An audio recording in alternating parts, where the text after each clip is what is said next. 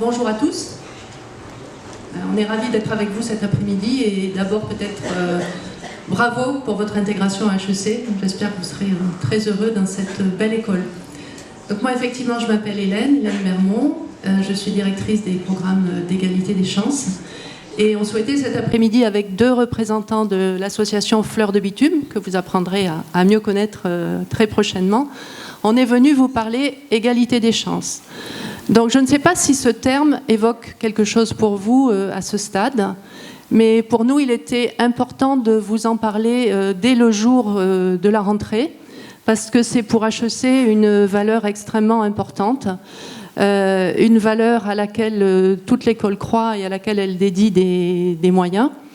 L'égalité des chances, la mission égalité des chances est une équipe de 5 personnes dont 2 personnes sont là aujourd'hui, Delphine qui est au fond de l'amphi et Émilie qui est là également. Donc 2 personnes qui se dédient à ces programmes. Pourquoi est-ce que c'est important l'égalité des chances à HEC? Tout simplement parce qu'on pense que c'est dans la mission d'une école comme la nôtre de permettre à tous les talents de se révéler, quel que soit le milieu dans lequel on est né, et que permettre à des jeunes de milieux modestes de dépasser des freins qu'ils peuvent avoir, qu'ils soient psychologiques, financiers, pour faire les choix qui leur correspondent vraiment et réussir ensuite des études ambitieuses, c'est clairement quelque chose sur lequel une école comme la nôtre donc, doit militer. Et ça nous semblait important donc, de vous sensibiliser dès le premier jour. L'objectif, il est double. Il y a d'abord le souhait de renforcer la diversité sociale au sein de l'école HEC, avec l'espoir d'accueillir bientôt 20% d'étudiants boursiers sur critères sociaux dans le programme de la grande école. Mais au-delà de ça, le souhait très vif et l'ambition d'avoir un impact social fort au-delà des limites du campus. Et c'est là que, comme le disait Julie, vous allez très certainement avoir la possibilité de vous investir. Et c'est pour ça qu'on est venu vous voir ensemble aussi avec Fleurs de Bitume, parce qu'on travaille tous ensemble et vraiment la main dans la main en direction de cet objectif. Donc sans vouloir être trop longue, quand même quelques mots sur les actions que mène l'école dans ce domaine. Celui qui vous est peut-être déjà un peu familier, c'est celui des bourses sociales, des bourses sur critères sociaux, qui sont possibles grâce à la Fondation HEC. Alors je ne sais pas si vous avez déjà rencontré la Fondation, mais la Fondation, c'est l'organisme en fait, dont la mission est de soutenir les projets de développement d'HEC. Donc il y a des projets recherche, des projets enseignement, et l'égalité des chances fait partie des thématiques qui sont soutenues par la Fondation. Donc elle nous aide à financer les différents projets grâce notamment à des dons qui sont faits par des entreprises ou des alumni qui partagent les mêmes valeurs que nous et qui ont envie d'aider l'école à continuer à avancer dans la bonne direction. Donc la Fondation HEC est un partenaire extrêmement important de cette politique. Alors, quand je dis bourse sur critères sociaux, il est évident que les premiers bénéficiaires en sont les étudiants HEC eux-mêmes. C'est 1,7 million qui sont dédiés tous les ans à ces bourses pour le programme Grande École et les programmes pré-expérience.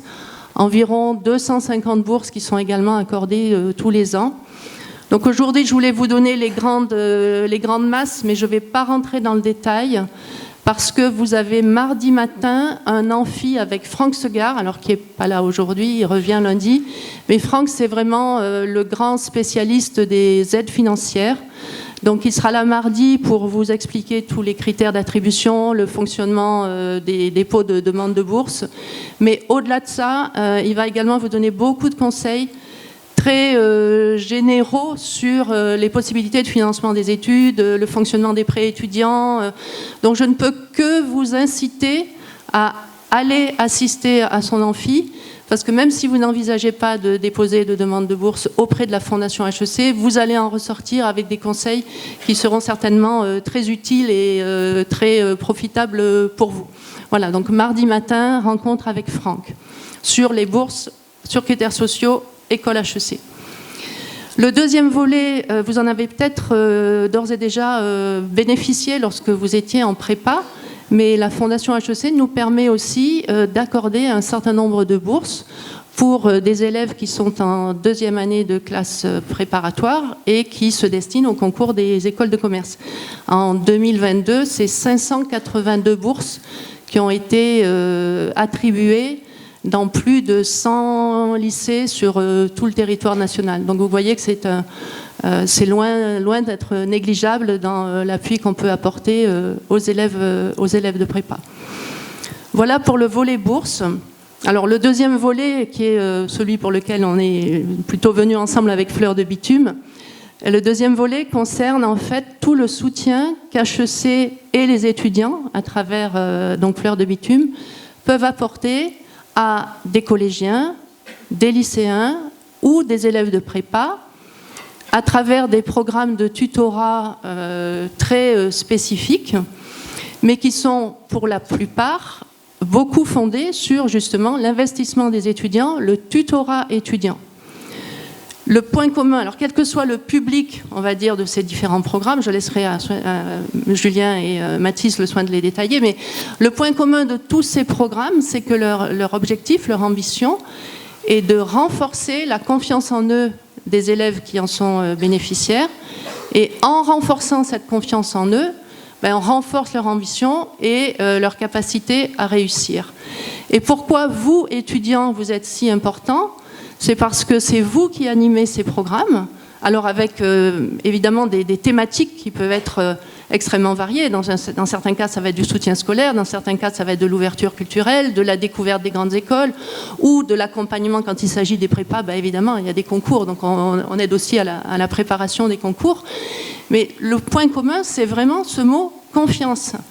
Et pourquoi est-ce que vous pouvez jouer un rôle vraiment particulier ? C'est que vous êtes passé par là, donc vous allez partager des compétences, vous allez partager des savoirs, vous allez partager des centres d'intérêt, et vous allez devenir des rôles modèles pour les élèves que vous allez accompagner. Et ce principe de rôle modèle, c'est clairement un facteur de succès. Et ces programmes, ils ne peuvent pas vivre sans vous. Donc la mission égalité des chances, c'est Fleur de Bitume, on a besoin de vous et vous allez avoir la possibilité, si vous le souhaitez, bien évidemment, c'est sur une base de volontariat, mais on ne peut que vous inciter à vous lancer dans l'aventure. Vous allez apporter beaucoup aux élèves que vous allez accompagner, mais je crois aussi très sincèrement que vous allez aussi retirer beaucoup, et peut-être même plus que ce que vous-même de l'expérience, que ce que vous allez apporter aux élèves. Donc, ça nous semblait important de vous présenter, donc, dès cette première rencontre, la possibilité de vous investir dans ces programmes de tutorat. Pour avoir quelques années d'expérience dans le domaine derrière moi, je peux vous dire que les étudiants qui se sont lancés dans l'aventure nous ont tous dit que c'était que du bonheur. Alors, j'espère que vous aurez envie de nous rejoindre nombreux.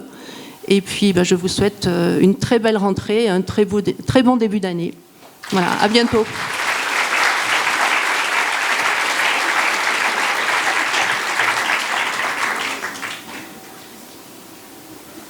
Bienvenue à HEC. Je pense que vous connaissez déjà Mathis. Moi, c'est Julien. On est extrêmement heureux d'être devant vous aujourd'hui pour vous parler de l'association Fleur de Bitume, qui est l'association d'égalité des chances d'HEC. Toute l'année, on accompagne des étudiants boursiers du collège, lycée à la prépa. On fait tout pour leur donner des informations sur l'orientation scolaire. On essaie de renforcer leur confiance en eux. Et on est très contente d'être devant vous aujourd'hui. Je vais vous laisser avec Mathis pour vous raconter un peu l'histoire de cette association. Bonjour à tous.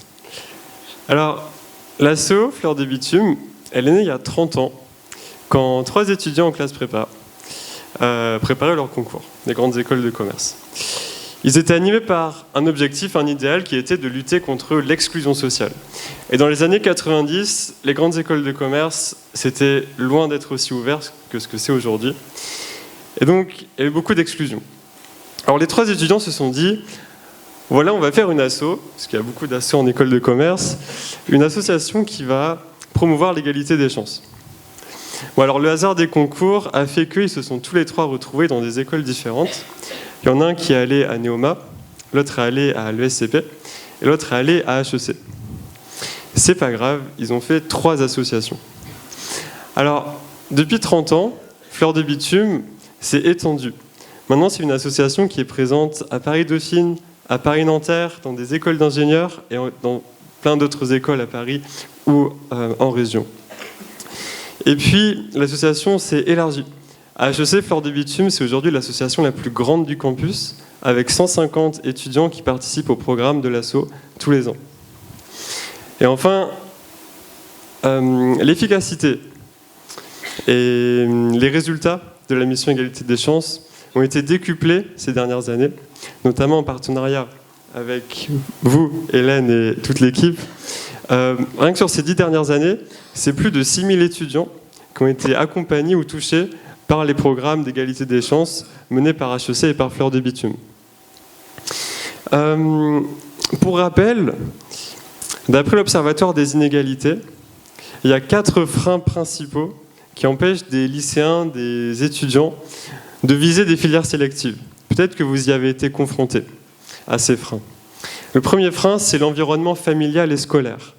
Quand on ne vous prépare pas aux grandes écoles, on ne vous dit pas que ça existe, on ne vous dit pas que la prépa, ça existe. Deuxième frein, c'est la contrainte financière. Troisième frein, c'est le déficit d'information.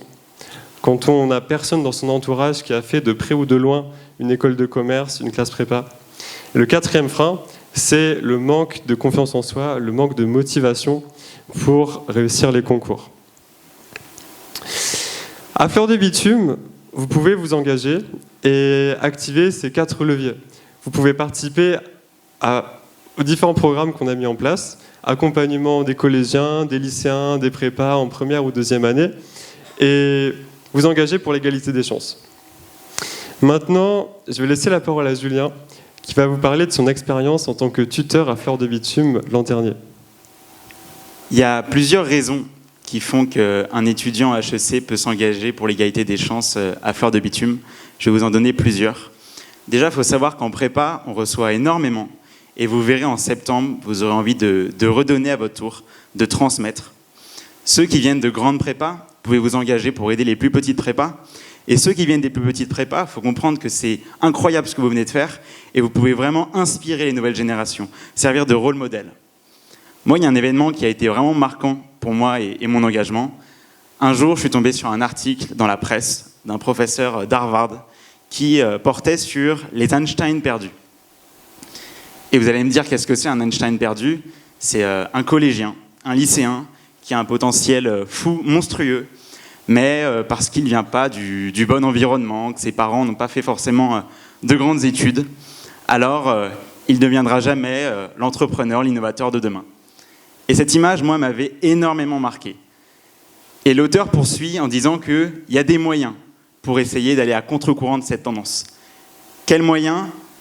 Le tutorat, l'accompagnement scolaire. Et c'est 2 choses auxquelles on croit énormément à Fleur de Bitume. Alors moi, j'ai décidé de m'engager dans le programme PrEP Étoile, qui est un programme qui met en relation un étudiant à HEC et un étudiant en 2e année de prépa, souvent dans une prépa qui intègre très rarement le corps. Et directement, j'ai mis en relation avec un étudiant qui s'appelle Johan. Je lui ai demandé quelle école il m'a dit schéma, sans hésiter. Et peut-être, avec un miracle, il aurait les decks. C'est un garçon qui n'était absolument pas voué aux grandes études, du tout. À la base, il voulait être joueur de foot professionnel. Et il s'est rendu en prépa un peu par hasard.